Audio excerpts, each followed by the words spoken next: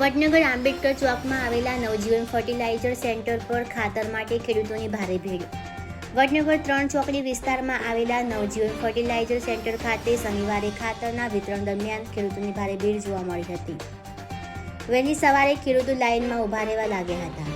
તેમ છતાં 2 કલાક સુધી રાહ જોયા બાદ પણ અનેક ખેડૂતોને ખાતર મળવાની શક્યતાઓ નબળી દેખાતા તેઓએ નિરાશા વ્યક્ત કરી હતી.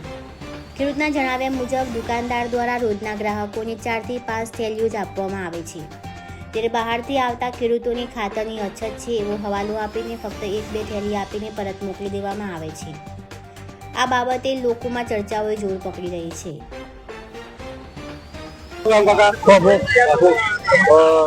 ખાતરની લાઈનમાં લાગેલા છો? પછી ઓટીપી માંગે, ઓટીપી તો છે જ નહીં અમારા પાસે. વડનગર તાલુકામાં ખાતર મળતું નહીં, એવી પરિસ્થિતિ બહુ છે. કેટલા વાગ્યાથી આવ્યા? 3 વાગ્યાના. હવે શું માંગણી છે તમારી? હવે શું માંગણી છે તમારી શું માંગણી છે? ખાતર ખાતર માટે